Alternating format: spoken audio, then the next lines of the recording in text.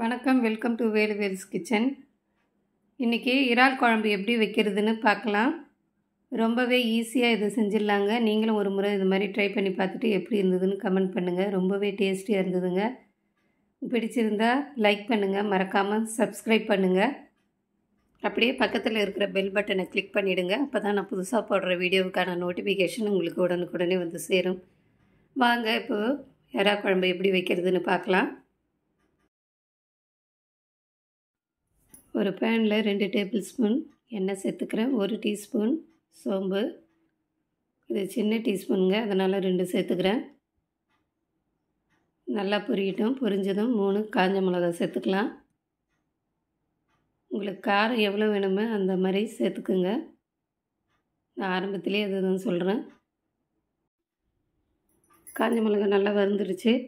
வெங்காயம் 2 கட் பண்ணி வச்சுருக்கேன் பொடியாக, பெரிய வெங்காயம், அதை சேர்த்துக்கிறேன். இதில் கருவேப்பிலை ஒரு கொத்து சேர்த்துக்குங்க. சேர்த்து நல்லா வெங்காயம் வதங்கணும்.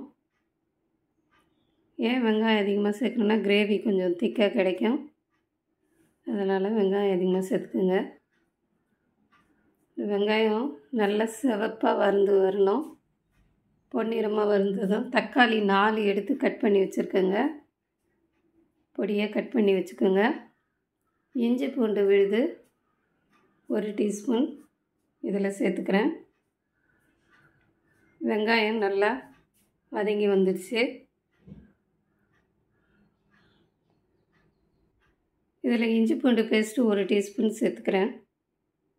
சேர்த்து அதையும் நல்லா வதக்கி விடுங்க, பச்சை வாசனை போகிற வரைக்கும். நல்லா வதங்கினதும் தக்காளி 4 எடுத்து கட் பண்ணி வச்சுருக்கேன், அதையும் இதில் சேர்த்துக்கலாம். சேர்த்துட்டு கூடவே 1 டீஸ்பூன் கல் உப்பு சேர்த்துக்குங்க. அப்போ தான் நல்லா வதங்கி வரும். தக்காளி நல்லா குழைய வதங்கணும்.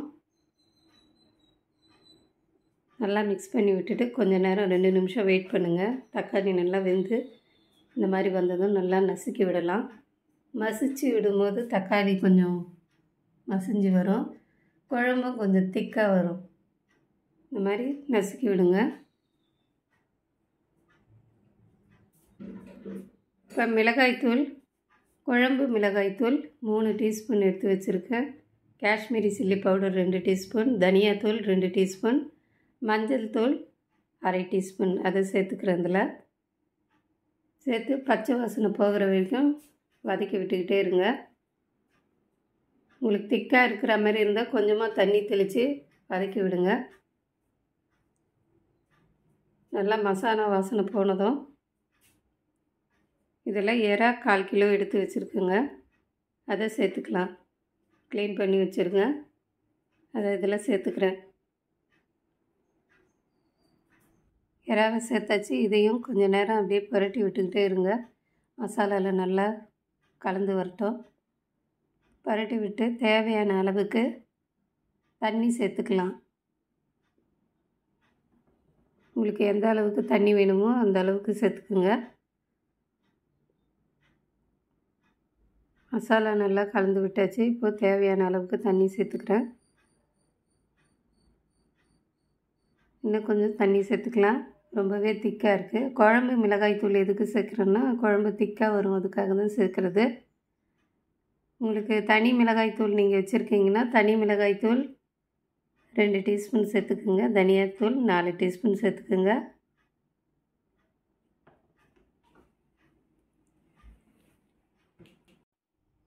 இப்போ உப்பு கரெக்டாக இருக்கான்னு செக் பண்ணிக்கோங்க. தேவையான அளவுக்கு மறுபடியும் உப்பு சேர்த்துக்குங்க. குழம்பு நல்லா கொதித்து வரட்டும். இதில் புளி ஒரு எலுமிச்சம் பழத்தை விட கொஞ்சம் பெருசாக எடுத்து கரைச்சி வச்சுருக்கேங்க, வடிகட்டி. அந்த புளி கரைசலை இதோடு சேர்த்து நம்ம கொதிக்க விடணும். இப்போ இறால்லாம் வெந்துருச்சான்னு பார்க்கலாம். இன்னும் கொஞ்சம் வேகணும். குழம்பு கொதிக்கிட்டங்க. கொதித்த உடனே புளி தண்ணியை சேர்த்துக்கலாம். நல்லா கொதித்து வந்துடுச்சு. இப்போ புளி தண்ணி இதில் சேர்த்துக்கிறேன். இப்போ புளிப்பு அதிகமாக வேணும்னா அதிகமாக சேர்த்துக்கலாம். இந்த அளவுக்கு சேர்த்திங்கன்னா கரெக்டாக இருக்கும். எலுமிச்சம்பழத்தை விட பெருசாக அளவு எடுத்து புளியை சேர்த்துக்குங்க. இப்போ குழம்புக்கு மறுபடியும் கொதிக்க விடணும். புளி பச்சை வாசனை போகிற வரைக்கும் கொதிக்க விட்டுட்டு அதுக்கப்புறமா தேங்காவை எடுத்து ஒரு 2 பீஸ் தேங்காய் எடுத்துருக்கேங்க. மைய அரைச்சி வச்சுருக்கேன். அதை இதில் சேர்த்துக்க போகிறேன். உங்களுக்கு தேங்காய் பிடிக்கலைன்னா ஸ்கிப் பண்ணிடலாம். இப்போவே நீங்கள் நல்லா குழம்பு கொதிக்க வச்சுட்டு டேஸ்ட் எப்படி இருக்குதுன்னு பார்த்துட்டு தேங்காய் சேர்க்காதவங்க சேர்க்காமல் விட்டுடலாம். நான் தேங்காய் சேர்த்து தான் பிடிக்கும், அதனால் சேர்க்குறேன். குழம்பு பாருங்கள் எந்த அளவுக்கு திக்காக வந்திருக்கு. பார்க்கவே இவ்வளோ சூப்பராக இருக்குது பாருங்கள். சூப்பராக ரெடி ஆகிடுச்சு. கொஞ்சம் நேரம் கொதிக்க விட்டு ஆஃப் பண்ணிட வேண்டியது தான் ஸ்டவ்வை. கொத்தமல்லி இலையை போட்டு இறக்கிட வேண்டியதுதான். ரொம்பவே நல்லா இருக்குங்க இந்த இறா குழம்பு. இட்லி, தோசை, சாதம், சப்பாத்தி கூட ரொம்ப நல்லாயிருக்கும். நீங்களும் ஒரு முறை இந்த மாதிரி ட்ரை பண்ணி பாருங்கள். ட்ரை பண்ணி பார்த்துட்டு எப்படி இருந்தது எனக்கு தவறாமல் கமெண்ட் பண்ணுங்கள். பிடிச்சிருந்தால் லைக் பண்ணுங்கள். மறக்காமல் சப்ஸ்கிரைப் பண்ணுங்கள். என் ஃப்ரெண்ட்ஸ் அண்ட் ஃபேமிலியோடு ஷேர் பண்ணி சாப்பிடுங்க. தேங்க்யூ.